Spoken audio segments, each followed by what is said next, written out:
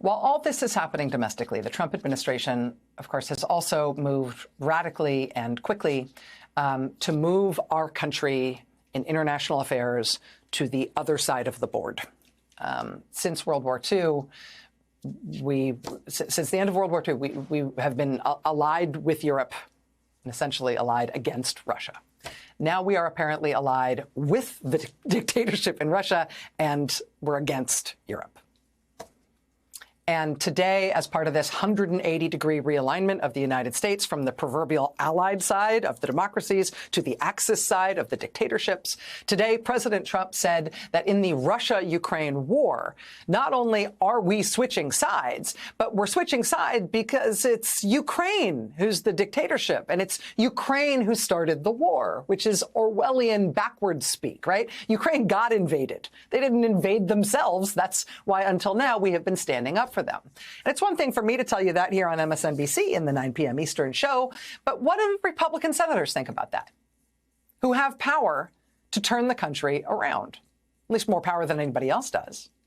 Republican Senator Mike Rounds of South Dakota asked about what Trump said today. He said, actually, quote, Zelensky was the duly elected president of Ukraine, saying, quote, I think he has been a key component in the fact that they've been able to withstand the Russian attacks.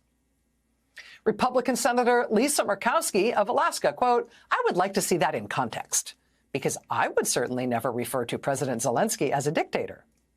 Trust me, Senator, the context doesn't help.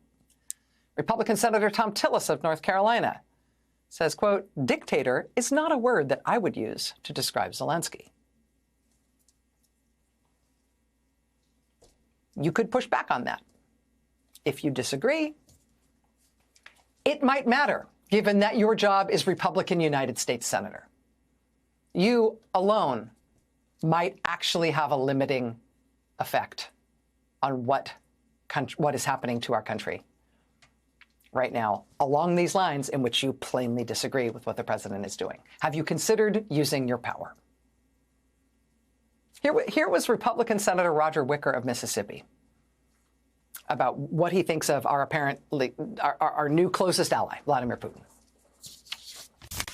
My position is that anything meaningful, any sort of peace talks that might get a fair result would definitely need to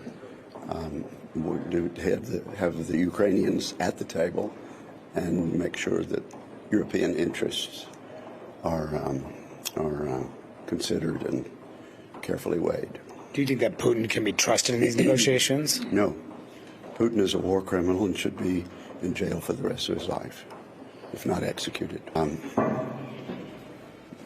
Vladimir Putin has violated every tenet of international law, and it should be indicted and prosecuted and jailed, possibly executed. How big of a blunder was it to take off for Hegseth to take out the NATO-Ukraine issue off the table? Well, I made a statement about that, and let me just say, Secretary Hegseth and I spoke while he was in Poland and I was in Munich, and I think to the extent that his subsequent statement was somewhat of a walk back, that was a favorable development. And do you have any concerns after being there about the stability of the NATO alliance, given what the U.S. is doing with Russia? The NATO alliance is very important. We've been drawn into two bloody wars, massive,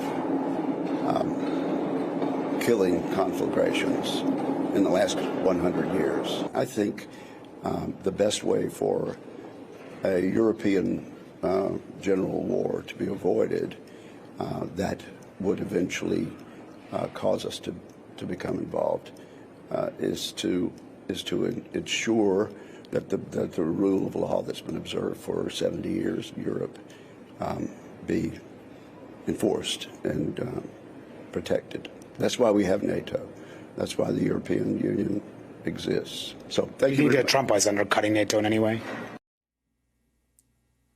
And And at that, he walks away at that point.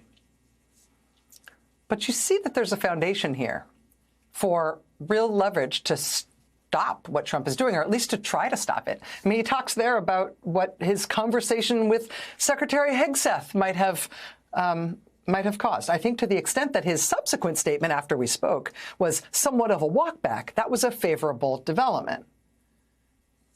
Senator Wicker talked to Pete Hegseth. That made Pete Hegseth take back his assertion that Ukraine can never be part of NATO and Russia gets to keep all of the parts of Ukraine that it's already claimed. Why is that? Because Senator Wicker is not a commentator, right? Senator Wicker is the chairman of the Senate Armed Services Committee, the Republican chairman of that committee. He has power to wield here to stop the administration from doing what it's doing, which he plainly thinks is wrong. He doesn't think Vladimir Putin should be getting a state visit in the United States of America. He thinks if Vladimir Putin steps foot in the United States of America, he should be arrested, incarcerated for the rest of his life, or potentially executed. Well, it's one thing to think that. It's another thing to say it. You could even say it on a podcast and it won't matter. But if you say it and you're the Republican chairman of the Senate Armed Services Committee, it matters. And you can change the actions of this government. Republicans, at this point, have power to change what Trump is doing if they can find their spines. And it may be the whole country's job to help them find it.